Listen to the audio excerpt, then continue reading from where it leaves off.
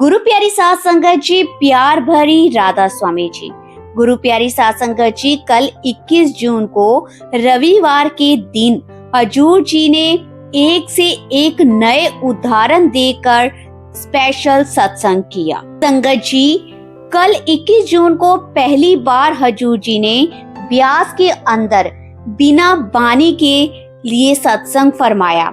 आज से पहले हर साल जून के जो भंडारे होते थे उसमें बाबा जी बिना बानी के सत्संग फरमाते थे, और इस बार बाबा जी के हुक्म पर हजूर जी ने ये स्पेशल सत्संग फरमाया। संगत जी, सत्संग की महत्वपूर्ण बातें हम आज आपके साथ वीडियो में शेयर करने जा रहे हैं। हजूर जी ने बिल्कुल नए उदाहरण देकर सत्संग किया। आज से पहले कभी भी ऐसा सत्संग आपने कभी नहीं सुना होगा। कल सत्संग पंडाल पर संगत की संख्या अत्यंत ही विशाल थी। पूरा पंडाल संगत से खचाखच भरा हुआ था। अनुमान है कि 5 लाख से भी ज्यादा की संगत उपस्थित थी।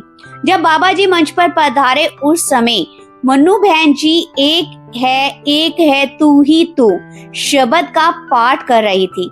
इसके बाद बाबा जी ने संगत पर दृष्टि डाली और फिर हजूर जी ने पूरे 45 मिनट तक सत्संग आरंभ किया।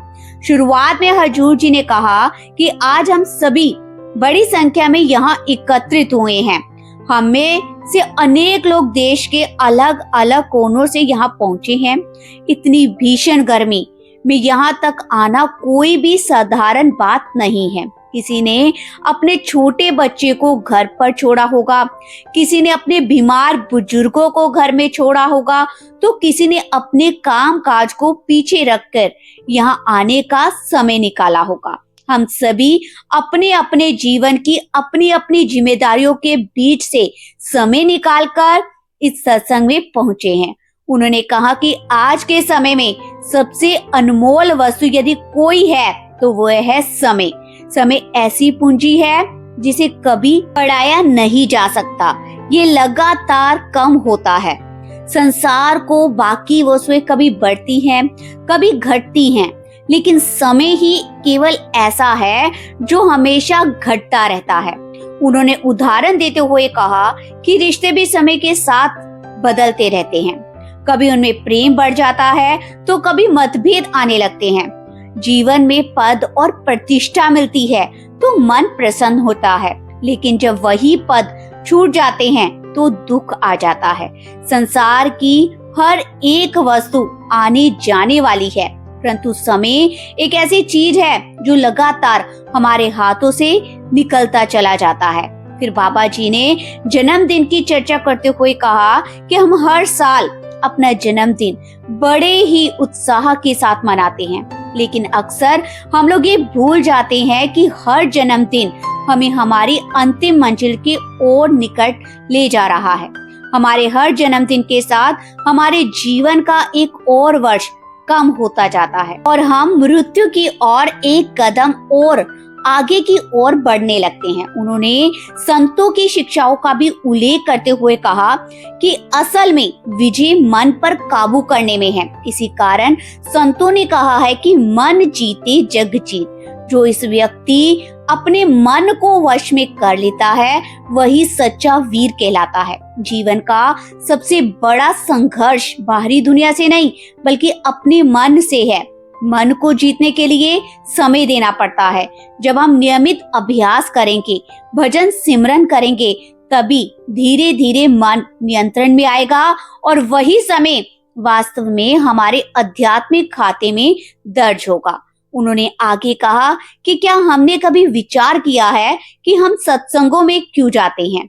क्योंकि हमारी आत्मा स्वभाव से अपने मूल स्रोत यानी परमात्मा की ओर अपने आप खींचती है। भीतर एक कमी का एहसास होता है और उसी कमी को पूरा करने की चाह हमें सत्संग तक ले आती है।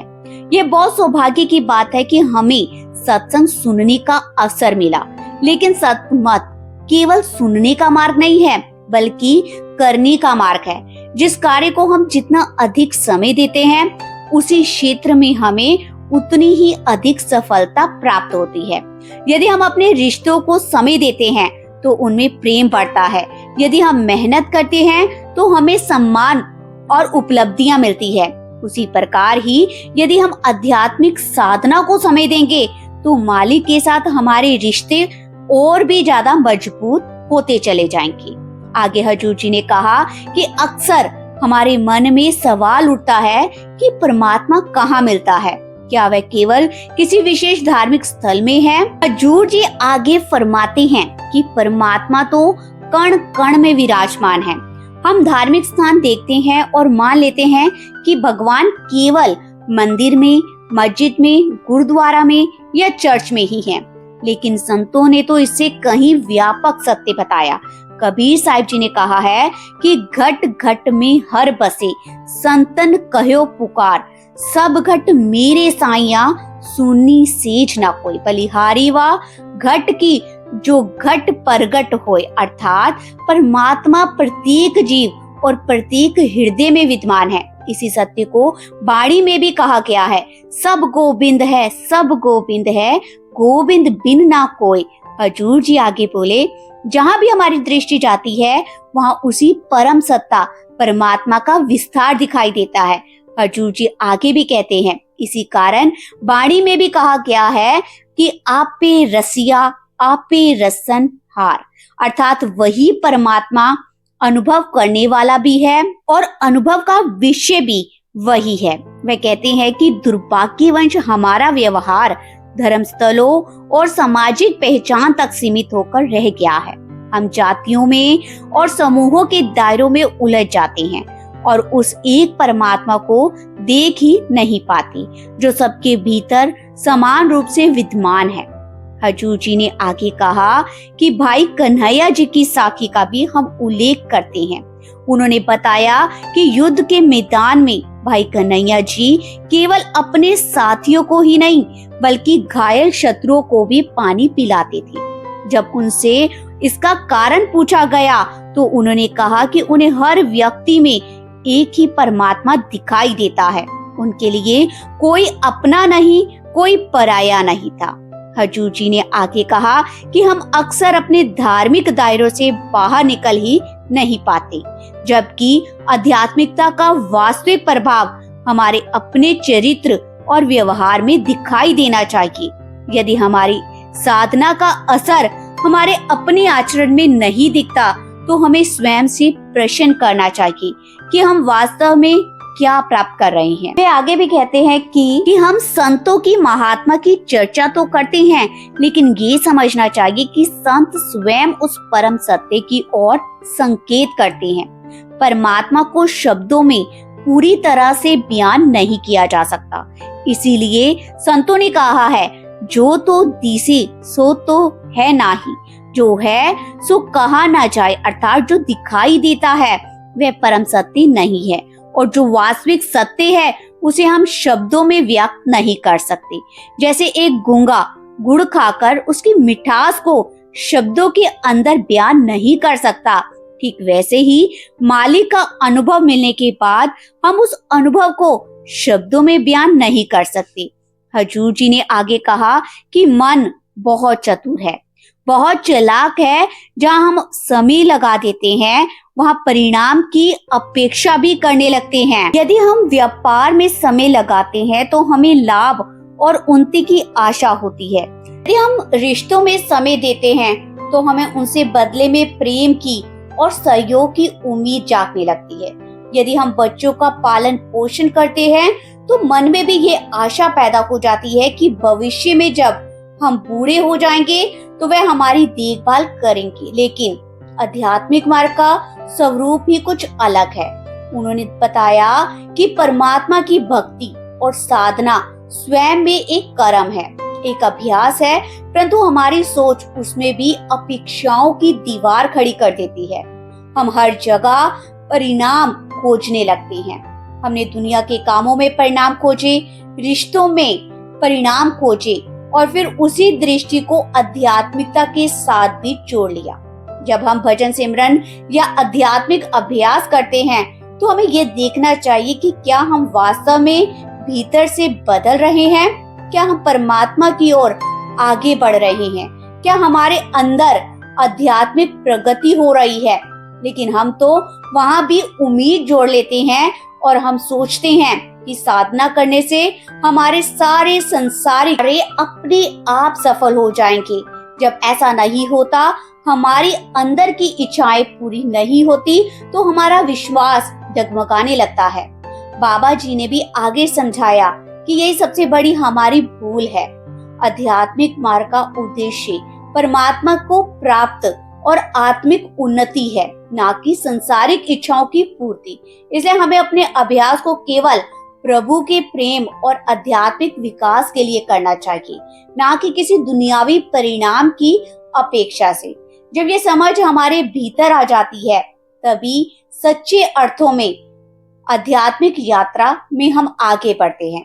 आगे हजूर जी फरमाते हैं कि हम प्राय केवल परिणामों पर ही ध्यान देते हैं, जबकि वास्तविक आवश्यकता अपने प्रयासों पर ध्यान देने की है। जब हम ईमानदारी के साथ मेहनत करते हुए उस अकाल पुरख मालिक की ओर बढ़ते हैं, तो उसकी कृपा भी अपने आप हम पर बरसती है। आध्यात्मिक मार्ग पर चलकर ही मनुष्य अपने जीवन का वास्तविक उद्देश्य समझ सकता है और सच्चे अर्थों में इंसान बन सकता है। हजूर जी ने आगे समझाया कि जीवन में उतार चढ़ाव तो आते ही रहते हैं। सुख और दुख दोनों ही संसार का हिस्सा है, लेकिन हमारा लक्ष्य इन परिस्थितियों से ऊपर उठकर सहज अवस्था को प्राप्त करना होना चाहिए। इसके लिए हमें यह भी देखना चाहिए कि क्या हम भजन सिमरन के प्रति अपनी जिम्मेदारी पूरी निष्ठा, पूरी ईमानदारी से निभा रहे हैं या नहीं। भजन सिमरन आध्यात्मिक यात्रा का एक सबसे महत्वपूर्ण आधार है। महाराज जी भी अक्सर कहा करते थे कि साधक को परिणामों की चिंता नहीं करनी चाहिए। हमारा कर्तव्य केवल अपना समय और प्रयास लगाना है, चाहे मन लगे या ना लगे। हमें अपनी पूरी जिम्मेदारी निभाते रहना चाहिए। जब हम निरंतरता और समर्पण के साथ अभ्यास करते हैं, तो उसके फल भी धीरे धीरे अनुभव हमें होने लगते हैं। आध्यात्मिकता को कभी भी सुख या दुख के साथ नहीं जोड़ना चाहिए। सुख और दुख हमारे कर्मों के अनुसार हमारे जीवन में आते हैं और उनका आना स्वाभाविक है। आध्यात्मिक मार्ग का उद्देश्य इन परिस्थितियों से ऊपर उठकर अपने वास्तविक स्वरूप को पहचानना होता है। हमें ये अनमोल मानव जीवन इसलिए प्राप्त हुआ है ताकि हम अपने मूल स्रोत, अपने वास्तविक घर और अपने सच्चे लक्ष्य की ओर बढ़ सके। जब हम सत्संग में आते हैं तो हमारे मन में अनेक अपेक्षाएं होती हैं। बहुत से लोग ये अनुभव करते हैं कि सत्संग का वातावरण उन्हें आंतरिक यानी भीतर शांति प्रदान करता है और भजन सिमरन की प्रेरणा देता है। यही वातावरण हमारी आध्यात्मिक उन्नति में भी सहायक बनता है। आध्यात्मिकता को समझने के लिए विवेक की और तर्क का हमें सहारा लेना चाहिए। संत हमें संत मत के सिद्धांत केवल विश्वास के आधार पर नहीं, बल्कि तर्क और अनुभव के आधार पर भी समझाते हैं। दुर्भाग्य से कई बार लोग संत मत को केवल कुछ रस्मों और कुछ परंपराओं तक ही सीमित कर देते हैं, जबकि संत मत केवल चर्चा करने या बातें सुनने का विषय नहीं है, बल्कि इसे जीवन में उतारने और व्यवहार में लाने की आवश्यकता है। केवल रीति रिवाजों में उलझ कर रहने से आध्यात्मिक प्रगति नहीं होती। बाहरी परंपराएं यही रह जाती हैं, लेकिन अंदर की कमाई हमारे साथ चलती है। इसीलिए सत्संग को स्पष्ट रूप से समझना और उसके वास्तविक स्वरूप को जानना बहुत ज्यादा आवश्यक है। हजूर जी भी एक महत्वपूर्ण प्रश्न उठाते हैं, आखिर कुल मालिक कौन है? वे बताते हैं कि मूल मंत्र की शुरुआत ही एक परम सत्ता की घोषणा से होती है। सभी संतों और महापुरुषों ने अपने अनुभव के माध्यम से उसी एक परमात्मा का परिचय कराया। ग्रंथों और वाणियों में भी उसी सत्य का वर्णन मिलता है। हम धार्मिक ग्रंथों को पढ़ते तो हैं, लेकिन अक्सर हमारी कथनी में और करनी में बहुत अंतर होता है। जो बातें हम कहते हैं उन्हें अपने जीवन में उतार नहीं पाते। यही कारण है कि हम सत्य को जानते हुए भी उससे बहुत दूर रह जाते हैं। समय के साथ मनुष्य ने अनेक देवी देवताओं को, विभिन्न रूपों को परम सत्ता का स्वरूप मान लिया, जबकि वास्तविकता यह है कि परमात्मा निराकार है। उसका कोई भी आकार, रूप, जाति या कोई सीमित पहचान नहीं है। इसी सत्य को बाइबल में भी कहा गया है, लॉर्ड इज वन, अर्थात प्रभु एक ही है। पलटू साहिब जी ने भी यही संदेश दिया कि पलटू एको एक है, दूजा ना है कोई। गुरबाणी की शुरुआत भी एक ओंकार से होती है, जो हमें बार बार यही स्मरण कराती है कि मालिक केवल एक है। दुनिया का हर धर्म उस एक परमात्मा की तरफ इशारा करता है। किसी भी धर्म ने ये नहीं कहा कि मालिक एक से अधिक है। हजूर जी आगे बताते हैं कि वाणी में स्पष्ट कहा गया है कि उस परमात्मा की कोई जाति, वर्ण या पहचान नहीं है। कबीर साहिब जी भी कहते हैं कि हम वासी उस देश के हैं जहाँ जाति, वर्ण, कुल नाही, वहाँ केवल शब्द का मिलन होता है, शरीरों का नहीं। हजूर जी आगे कहते हैं कि जिन संतों ने जीवन भर उस एक परमात्मा का प्रचार किया, दुर्भाग्य से हम उन्हीं संतों को अलग अलग धर्मों, मजहबों में बांट बैठे हैं। जिन महापुरुषों ने मानवता को एकता का संदेश दिया, हमने उन्हें भी छोटे दायरों में विभाजित कर दिया, जबकि उनका वास्तविक संदेश केवल यही था कि समस्त सृष्टि का मालिक एक है और सभी जीव उसी एक के संतान हैं। हजूर जी आगे कहते हैं कि परमात्मा तो एक ही है, लेकिन मनुष्य ने उसे धर्मों में, संप्रदायों और जातियों में बांट दिया है। हम ये मानने को तैयार नहीं होते कि परमात्मा इन सभी सीमाओं से परे है। कई बार हम स्वयं दावा करते हैं कि हम जात पात और धर्म के भेदभाव से ऊपर उठ चुके हैं, लेकिन जब जीवन की वास्तविक परिस्थितियां सामने आती है, तब हमारी सोच का वास्तविक स्वरूप भी दिखाई देता है। वे एक उदाहरण देते हुए कहते हैं कि जब घर में विवाह का अवसर या कोई दूसरा शुभ अवसर आता है, तब सबसे पहले हम धर्म का, जाति का, गोत्र, कुंडली और ना जाने कितनी कितनी बातों को महत्व देने लगते हैं। यदि वास्तव में हम इन भेदों से ऊपर उठ चुके होते, तो फिर इन बातों का इतना प्रभाव हमारे निर्णयों पर क्यों होता? हमें क्या लगता है कि कुंडली मिला लेने से हम अपने कर्मों से बच जाएंगे। जब हमारे जीवन में कुछ बुरा घट जाए, तो हम अक्सर कह देते हैं कि समय ही खराब था, लेकिन सच तो ये है कि परमात्मा ने कहीं भी अच्छे या बुरे समय का भेद नहीं बताया। ये सब मनुष्य द्वारा निर्मित धारणाएं हैं। प्राचीन समय में जाति व्यवस्था का उद्देश्य कुछ और था। उस समय शिक्षा हर व्यक्ति तक सीमित नहीं पहुंची थी और समाज का ढांचा आज की तरह विकसित नहीं था। बच्चे सामान्य तो उसी जीवन शैली को अपनाते थे जो उनके माता पिता जीते थे। ज्ञान भी सीमित होने के कारण लोगों के लिए अपने ही समुदाय में विवाह करना जीवन को सरल बनाने का एक माध्यम था। लेकिन आज जबकि शिक्षा, जानकारी और अवसर हर ओर उपलब्ध है, तब भी हम इन भेदभावों को क्यों पकड़े हुए हैं? यदि किसी तरह हम जाति और धर्म के भेद से ऊपर भी उठ जाए, तो फिर हम धन दौलत, रूप रंग, सामाजिक प्रतिष्ठा और बाहरी दिखावे को महत्व देने लगती है। अर्थात मन किसी न किसी आधार पर विभाजन खोज ही लेता है। इसके बाद हजूर जी ने एक और ही महत्वपूर्ण प्रश्न उठाया। वे बोले कि क्या हम अपने दैनिक जीवन में हर निर्णय को तर्क और विवेक की कसौटी पर परखते हैं? क्या हम वास्तव में उस मानवता को जी रहे हैं जिसके बारे में हम बात करते हैं? वे कहते हैं कि यदि हमारे भीतर वास्तविक इंसानियत होती, तो वह हमारे व्यवहार में भी दिखाई देती। लेकिन आज हमें ये सोचना होगा कि वे इंसानियत कहाँ खो गई है। हजूर जी आगे समझाते हैं कि अक्सर हम सोचते हैं, इस सृष्टि को किसने बनाया, कैसे बनाया, इसका निर्माण कैसे हुआ? हजूर जी ने कहा कि विज्ञान भी मानती है कि सृष्टि का निर्माण एक बहुत बड़े धमाके से और उससे पैदा होने वाली रोशनी से हुआ था। इस पूरी सृष्टि का निर्माण उस परमात्मा ने किया जो कण कण में विराजमान है। उस परम शक्ति का वास पत्ते पत्ते में है, कण कण में है, संपूर्ण सृष्टि में है। वह सृजन करने वाली शक्ति है। संत मत में उसी शक्ति को ही शब्द कहा गया है, उसी को ही नाम कहा जाता है। बाइबल में भी उसी को वर्ड कहा जाता है, अर्थात दिव्य वचन के रूप में वर्णित किया जाता है।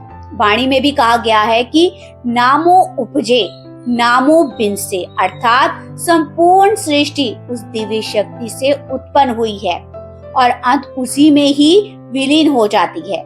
वही शक्ति सृष्टि की रचना करने वाली है और उसका पालन करने वाली है और उसे संचालित करने वाली मूल सत्ता है।